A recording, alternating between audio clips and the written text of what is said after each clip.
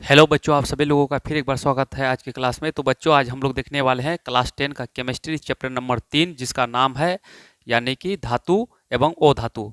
तो इस चैप्टर का मोस्ट इंपोर्टेंट क्वेश्चन लेके आए हैं, जो कि आप लोग के लिए एग्जाम के पॉइंट ऑफ व्यू से बहुत इंपॉर्टेंट होने वाला है। तो आइए मेरे साथ बने रहिए। यहाँ पर देखेंगे हम लोग, जैसा कि यहाँ पर बिहार बोर्ड मैट्रिक फाइनल परीक्षा 2026, ठीक है। उसके बाद क्लास 10 केमिस्ट्री चैप्टर नंबर 3, और चैप्टर नंबर 3 का नाम है धातु एवं अधातु। और ये जो क्लास है ना, ये पहला क्लास है धातु और धातु से। आज का क्लास में केवल हम ऑब्जेक्टिव का बात करेंगे, जो मोस्ट इंपोर्टेंट क्वेश्चन ऑब्जेक्टिव है उसी से रिलेटेड बात करेंगे, जो कि क्वेश्चन आप लोग के लिए लेके आए हैं 12 वीवीआई वायरल ऑब्जेक्टिव क्वेश्चन, ठीक है, जो कि बिहार बोर्ड के पेपर जो 2026 में दीजिएगा ना, सीधे आपके एग्जाम में देखने को मिलेगा। तो चलिए बिना देरी किए सीधे हम लोग क्वेश्चन की ओर आगे बढ़ते हैं। तो आपके सामने देखा जाए तो पहला क्वेश्चन, ठीक है, पहला क्वेश्चन आ चुका है आपके सामने। पहला क्वेश्चन क्या कहता है? कहता है कि कौन सा अधातु कमरे के ताप पर द्रव होता है। ये सवाल बार बार एग्जाम में पूछे जाते हैं कि कौन सा अधातु, ठीक है, यानी कौन सा अधातु कमरे के ताप पर, कमरा जो है ना, जो कमरा में टेम्परेचर रहता है, गर्म रहता है, उसके ताप पर द्रव होता है, यानी द्रव अवस्था में होता है। या तो ऐसे क्वेश्चन पूछेगा, या फिर क्वेश्चन ऐसे पूछेगा कि कौन सा अधातु कमरे के तापमान पर तरल, तरल का मतलब क्या होता है? द्रव। तरल को ही हम लोग क्या बोलते हैं? द्रव कहते हैं। अवस्था में पाया जाता है। या तो ऐसे पूछेगा या फिर ऐसे पूछेगा, ठीक है।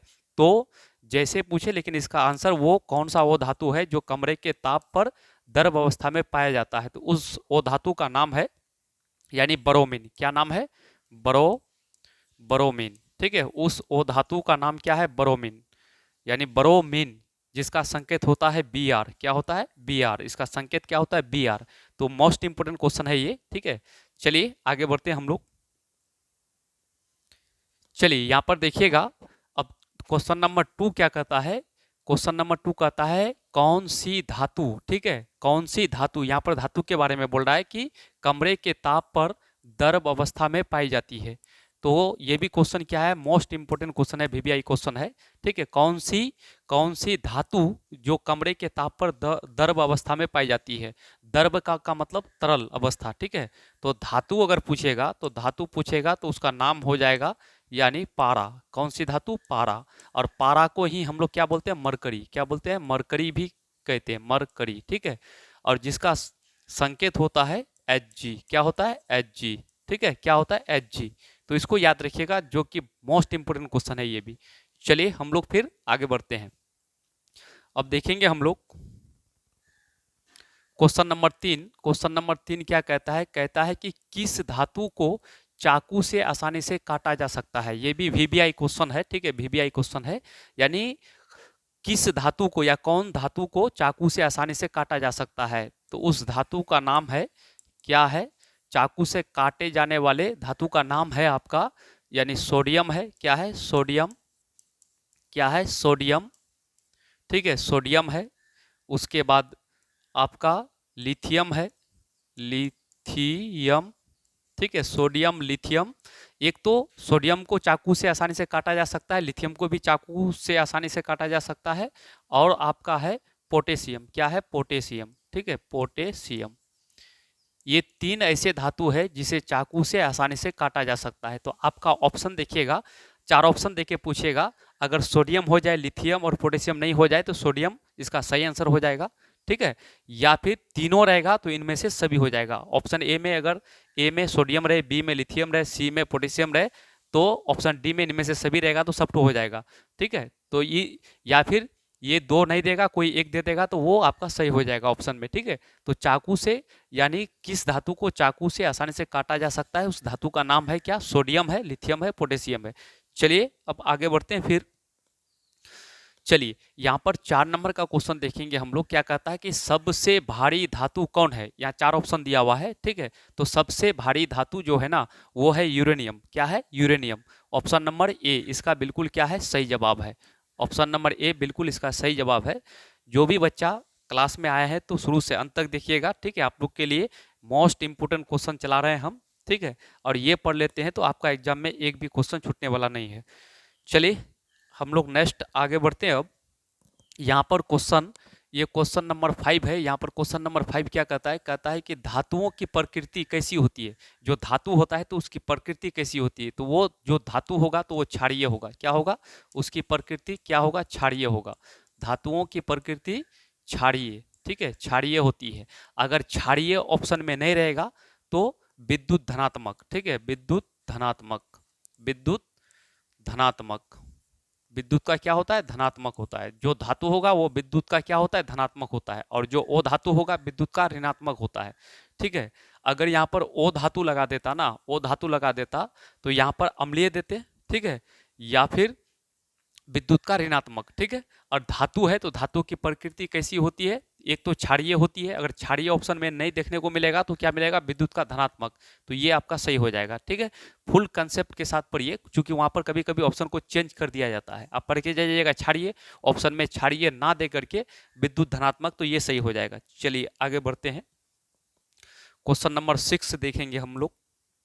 अब क्वेश्चन नंबर 6 ये क्या कहता है, ये भी मोस्ट इंपोर्टेंट क्वेश्चन है। ठीक है, यहाँ कहता है लोहा एवं इस्पात को जंग से सुरक्षित रखने के लिए उन पर किस धातु की पतली परत चढ़ाई जाती है। यानी दो चीज, लोहा इस्पात को जंग से सुरक्षित रखने के लिए उन पर किस धातु की परत चढ़ाई जाती है, तो उस धातु का नाम है यानी कि जिंक। क्या नाम है, जिंक है, याद रखिएगा, जिंक। क्या नाम है, जिंक, जिंक। ठीक है, क्या नाम है, जिंक, जिसको जिंक या जस्ता भी कहते हैं। क्या कहते हैं, जस्ता, जिंक या जस्ता। इसका संकेत होता है Zn। क्या होता है, Zn। और ये लोहा एवं इस्पात को जंग से सुरक्षित रखने के लिए उन पर जो धातु की परत चढ़ाई जाती है उसे क्या कहते हैं, इस प्रक्रिया को क्या कहते हैं, तो है यस, क्या कहते हैं, तो कहते हैं हम लोग यस्दीकरण। क्या कहते हैं, यस्दीकरण। क्या कहते हैं, यानी जो धातु की पतली परत चढ़ाई जाती है उस प्रक्रिया को क्या कहते हैं, यस्दीकरण। ठीक है, क्वेश्चन पूछ देगा लोहा एवं इस्पात को जंग से सुरक्षित रखने के लिए लोहे एवं इस्पात के ऊपर धातु की पतली परत चढ़ाने की प्रक्रिया को क्या कहते हैं, तो उसका होगा यस्दीकरण। क्या होगा, यस्दीकरण, या फिर यस्दीकरण, या फिर इसका दूसरा नाम क्या है, दूसरा नाम है आपका गेलवे गेलवेनाइन गेलवेनाइन गेलवेनाई गेलवेनाइजेशन, गेलवेनाइजेशन के नाम से भी कहते हैं इसको। ठीक है, ये याद रखिएगा, आपको क्वेश्चन घुमा के भी पूछा जा सकता है एग्जाम में। चलिए अब हम आगे देखते हैं। अब आपके सामने आ चुका है क्वेश्चन नंबर 7। क्या कहता है, एल्युमिनियम पर मोटी ऑक्साइड की परत बनाने की प्रक्रिया को क्या कहते हैं। यानी एल्युमिनियम, एल्युमिनियम का संकेत होता है Al। ठीक है, एल्युमिनियम पर मोटी ऑक्साइड की परत बनाने की प्रक्रिया को क्या कहते हैं या क्या कहलाती है, तो एनोदीकरण। क्या, एनोडीकरण। क्या कहलाती है, एनोडीकरण कहलाती है। ठीक है, एनोडीकरण कहलाती है, तो इसको भी आप लोग याद रखिएगा। ठीक है, एनोडीकरण, एनोडीकरण। चलिए हम लोग आगे बढ़ते हैं। अब चलिए यहाँ पर क्वेश्चन आ चुका है, क्या हम लोग का क्वेश्चन आ चुका है, मोस्ट इंपोर्टेंट ये क्वेश्चन है। ठीक है, पूछे जाते हैं बार बोर्ड में, तो कहता है सीसा और टीन की मिश्र धातु को क्या कहते हैं, तो सीसा और टीन की मिश्र धातु को हम लोग कहते हैं सोल्डर। क्या कहते हैं, सोल्डर कहते हैं। सीसा, इसका उत्तर क्या हो जाएगा, यानी दो चीज है ना, सीसा और टीन की मिश्र धातु को क्या कहते हैं, तो सोल्डर कहते हैं। क्या कहते हैं, सोल्डर कहते हैं। तो यहाँ पर लिख देंगे हम लोग उत्तर में सोल्डर। ठीक है, सोल्डर, या फिर सोल्डर का दूसरा नाम है टाका। ठीक है, सोल्डर का दूसरा नाम क्या है, टाका है। ठीक है, तो ये सोल्डर ऑप्शन में रहेगा तो सही है, अगर ऑप्शन में सोल्डर नहीं रहेगा तो क्या रहेगा, टाका रहेगा। ठीक है, ये भी आप याद रखिएगा। चलिए हम लोग क्वेश्चन नंबर 9 देखते हैं। क्वेश्चन नंबर 9 क्या कहता है, तो क्वेश्चन नंबर 9 आपके सामने आ चुका है। कहता है कि तांबा और जस्ता की मिश्र धातु को क्या कहते हैं। यानी तांबा और जस्ता, ठीक है, तांबा और जस्ता की मिश्र धातु को पीतल कहते हैं। क्या कहते हैं, पीतल कहते हैं। क्या कहते हैं, पीतल। तो इसका उत्तर क्या हो जाएगा, पीतल। ठीक है, पीतल। क्या कहते हैं, पीतल कहते हैं। ठीक, चलिए आगे देखते हैं हम लोग फिर। अब यहाँ पर क्वेश्चन क्या कहता है, ये मोस्ट इंपोर्टेंट क्वेश्चन है, VBI क्वेश्चन है। ठीक है, क्या कहता है, पारा, पारा धातु का मुख्य अयस्क क्या है, यानी जो पारा है ना, पारा तो एक धातु है, उसका मुख्य अयस्क क्या है। तो पारा का मुख्य अयस्क है सिनेबार। क्या है? सिनेबार। क्या है? सिनेबार। ठीक है, सिनेबार, ये याद रखिएगा। चलिए फिर हम लोग आगे बढ़ते हैं। 11 नंबर का क्वेश्चन, ये भी मोस्ट इंपोर्टेंट क्वेश्चन है। ठीक है, यहाँ पर कहता है कि सबसे कठोर प्राकृतिक पदार्थ क्या है या कौन है।